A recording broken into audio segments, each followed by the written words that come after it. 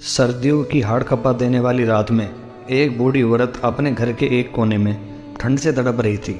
जवानी में ही उसके पति का स्वर्गवास हो गया था। औरत को एक छोटा बेटा था। उस बेटे के उज्जवल भविष्य के लिए उस माँ ने लोगों के घर घर जाकर बर्तन धोए, झाड़ू पोछे आदि काम किए। वह काम करते करते बहुत थक जाती थी, लेकिन फिर भी वह आराम नहीं करती थी और हमेशा एक बात सोचकर फिर से काम में लग जाती थी कि जिस दिन बेटा लायक हो जाएगा या कमाने लग जाएगा उस दिन आराम करेगी। देखते देखते समय बीतता गया। माँ बहुत बूढ़ी हो गई।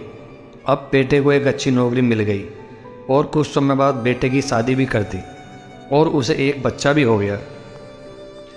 अब बूढ़ी माँ बहुत खुश थी क्योंकि उसके जीवन का सबसे बड़ा सपना पूरा हो गया। अब उसका बेटा लायक हो गया और अपने पैरों पर खड़ा हो गया था। अब उसका बेटा उसकी हर ख्वाहिश पूरी करेगा। लेकिन ये क्या, बेटे और बहू के पास तो बूढ़ी माँ से बात करने तक का समय नहीं है। बस इतना फ़र्क पड़ा था उस बूढ़ी माँ के जीवन में कि पहले वो बाहर के लोगों के झूठे बर्तन साफ करती थी और अब अपने बेटे और बहू के। पहले बाहर लोगों के कपड़े धोती थी, अब अपने बेटे और बहू के। लेकिन फिर भी वह खुश थी। आखिर औलाद तो उसकी ही थी। सर्दियों का मौसम आ गया। बूढ़ी माँ एक टूटी चारपाई पर घर के बिल्कुल बाहर वाले कमरे में एक फटे पुराने कंबल में सिमट कर लेटी थी और सोच रही थी कि आज बेटा ऑफिस से आएगा तो उससे कहूँगी कि तेरी माँ को रात को ठंड लगती है, एक नया कंबल लाकर दे दे। शाम को बेटा जब घर आया तो माँ ने अपने बेटे से बोला, बेटा ठंड बहुत है, मुझे बहुत ठंड लगती है। और बात ठंड की भी नहीं है, मैं बूढ़ी हो गई हूँ, शरीर में जान नहीं है, फटे हुए कंबल में ठंड रुकती नहीं है, एक कंबल ला कर दे दे। बेटा गुस्से में बोला, माँ इस बार घर में राशन, बच्चों की एडमिशन में और बिजली के बिल में बहुत ज़्यादा खर्च हो गया है।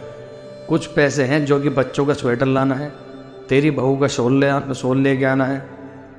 तुम तो माँ घर में ही रहती हो, तुम तो सहन कर सकती हो, हमें तो बाहर जाना होता है कमाने के लिए। बस माँ 2 महीने की सर्दी निकाल लो, अगली सर्दी में आपको नया कंबल लाकर दूंगा। माँ अपने बेटे की बात सुनकर चुपचाप जाकर उस फटे हुए कंबल में सिमटकर सो गई। उस रात माँ सोई तो फिर दोबारा नहीं उठी। अगले दिन सुबह हुई तो माँ इस दुनिया में नहीं थी। माँ की ठंड के कारण मृत्यु हो चुकी थी। बेटे ने सभी को खबर की, कहा कि माँ इस दुनिया में नहीं रही। सब रिश्तेदार, दोस्त, पड़ोसी सब इकट्ठा हो गए। बेटे ने अपने माँ की अंतिम यात्रा में कोई कमी नहीं छोड़ी।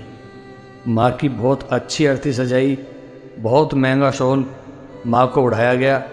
सारी दुनिया अंतिम संस्कार को देखकर कह रही थी कि हमें भी हर जन्म में ऐसा ही बेटा देना। मगर उन लोगों को क्या पता था कि मरने के बाद भी एक माँ ठंड से तड़प रही थी, सिर्फ एक कंबल के लिए। क्या कीमत होगी उस कंबल की? 200 रुपये, 400 रुपये, ज़्यादा से ज़्यादा 1000 रुपये। जिस माँ ने अपने खून पसीने से बेटे के जीवन को सींचा, क्या उसके बलिदान की कीमत इतनी भी नहीं थी? दोस्तों, आपके माँ बाप अगर आपके साथ हैं तो आप बहुत भाग्यशाली हैं। आज आप अपने जीवन में जो कुछ भी हो, उन्हीं की मेहनत और लगन की वजह से हो।